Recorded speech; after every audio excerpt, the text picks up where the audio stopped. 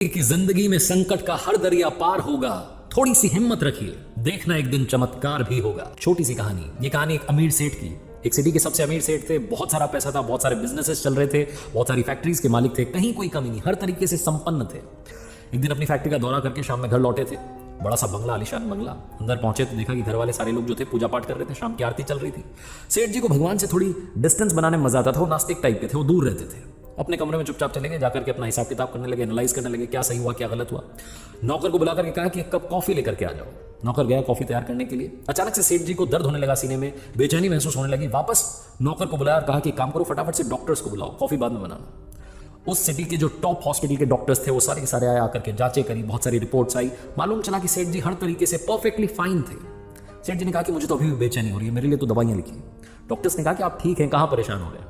फिर भी सेठ जी का मन था, वो अंदर ही अंदर अजीब सा महसूस कर रहे थे। तो डॉक्टर्स ने दवाइयां लिख दी और साथ में नींद की गोली लिख दी कि अगर नींद ना आए तो ये भी ले लेना, लेकिन आप आज आराम करना, किसी बात की वजह से शायद आप परेशान हैं, इसीलिए आपको बेचैनी हो रही है। नौकर ने खाना तैयार किया, दवाइयां लेकर के आ चुका था। सेठ जी ने दवाई ली, सोने के लिए बिस्तर पर चले गए, लेकिन नींद नहीं आ रही थी, करवट बदल रहे थे। बिस्तर से उठ करके वो नींद की गोली भी ले ली, लेकिन तब भी नींद नहीं आ रही थी। बहुत देर हो गई थी। घड़ी उठा करके देखा तो रात की 3 बज रही थी। सन्नाटा था, हर तरफ शांति थी। उन्हें लगा कि इस बंद कमरे में शायद घुटन हो रही होगी। कमरे से बाहर निकले, अपने आलीशान बंगले के बगीचे में गए, गार्डन में जाकर के टहलने लगे, लेकिन वो वहां भी उन्हें सुकून नहीं आ रहा था। उन्होंने सोचा कि थोड़ा बाहर टहल करके आता हूँ। घर से बाहर निकल गए, कॉलोनी में सड़क पर टहलते टहलते दूर चले गए। इतने ख्यालों में खोए हुए थे, फैमिली को लेकर के, बिजनेस को लेकर के, पता नहीं 50 बातें चल रही थी कि घर से कब दूर आ गए मालूम ही नहीं चला। सड़क किनारे एक चबूतरा था, वहां जाकर के बैठ गए, चप्पल नीचे उतार दी, आराम से बैठे थे। उसके बाद में अपने बचपन को याद करने लगे, उन दिनों को याद करने लगे जब स्ट्रगल किया करते थे, जब लाइफ में कुछ नहीं था।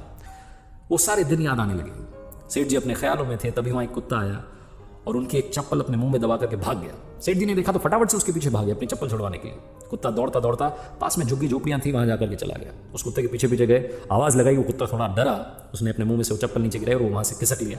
सेठ जी ने दूसरी वाली चप्पल भी पहनी और वापस अपने घर के लिए आने के लिए तैयार थे। उन्हें याद आया कि घर भी तो चलना है, इतनी देर से बाहर बैठा हूं। तभी उन्हें किसी के रोने की आवाज आने लगी। सेठ जी ने आसपास देखा तो एक झोपड़ी में से रोने की आवाज आ रही थी, एक महिला की रोने की आवाज आ रही थी।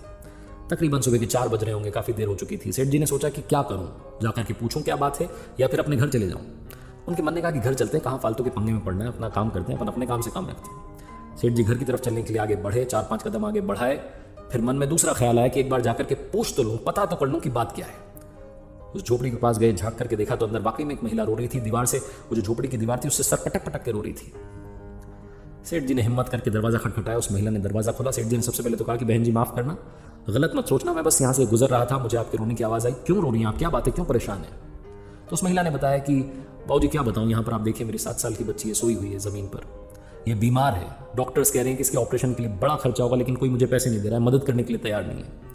सेठ जी ने कहा तो इसमें रोने से क्या होगा, रोने से आपको थोड़ा ना पैसा मिल जाएगा, रोने से कोई थोड़ा ना आपकी मदद कर देगा। और ये सुबह सुबह क्या रो रही हैं आप, इससे कुछ नहीं होने वाला, आपको मदद मांगनी है तो जहां आप काम करती है, कहाँ आप काम करती हैं? तो उस महिला ने बताया कि मैं तो घर घर जाकर के झाड़ू पोछा करती हूँ। तो सेठ जी ने कहा कि उनसे मदद मांग लेती है, रोने से कुछ नहीं होने वाला। तो उस महिला ने कहा कि रो तो इसलिए रही थी क्योंकि कल एक बाबा जी यहाँ से निकले थे। उन्होंने कहा था कि बेटा सुबह 4 बजे कल रोना शुरू करना और ऊपर वाले को याद करना, लगातार प्रार्थना करना, देखना चमत्कार होगा। इसलिए मैं रो रही थी कि शायद वो बाबा जी की बात सच हो जाए, शायद ऊपर वाला मेरी सुन ले। सेठ जी ने जब ये सुना तो उनका दिल पिघल गया। उन्होंने फटाफट से कॉल किया, एम्बुलेंस आई, डॉक्टर्स को कॉल कर दिया कि इस बच्चे का ऑपरेशन होना है, जितना खर्चा होना है वो सब आप मुझसे लेना, आप इस बच्ची को ठीक कर दो, स्वस्थ कर दो। और उस महिला को कहा कि आप कल से ही मेरे यहाँ पर आकर के नौकरी शुरू कीजिए, मेरे पास बहुत सारी फैक्ट्रीज हैं, आपको जहां काम करना है वहां काम करना। उस महिला के रहने के लिए अपना सर्वेंट क्वार्टर भी दे दिया।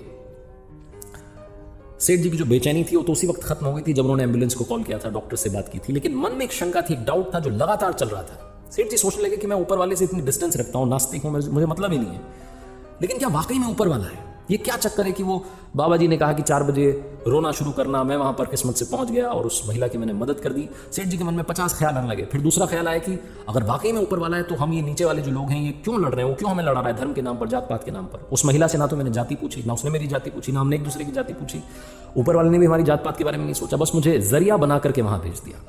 सेठ जी को उस दिन समझ में आया कि लाइफ में वो काम में बड़ा विश्वास रखते थे कि कर्म किए जाओ, वो काम करेंगे तो रिजल्ट मिलेगा, काम करेंगे रिजल्ट मिलेगा। उस दिन एक और बात समझ में आई कि काम के साथ साथ, वर्कहोलिक होने के साथ साथ दूसरों की मदद करना, वो ह्यूमैनिटी का भाव रखना भी बहुत जरूरी है। सेठ जी को उस दिन समझ में आया कि जब मैंने किसी की मदद करी तो मुझे सुकून मिला, वो जो अंदर की बेचैनी थी वो खत्म हो गई। दुनिया में ऊपर वाले ने सिर्फ एक धर्म बनाया जिसे ह्यूमैनिटी कहते हैं, मानवता कहते हैं, इंसानियत कहते हैं। ये कहानी काफी कुछ सिखाती है। पहली बात तो सिखाती है कि अगर आप भरोसा रखेंगे तो चमत्कार जरूर होगा। दूसरी बात सिखाती है कि जिंदगी में एक दूसरे की मदद करते चलेंगे तो आपकी मदद अपने आप ऊपर वाला करेगा।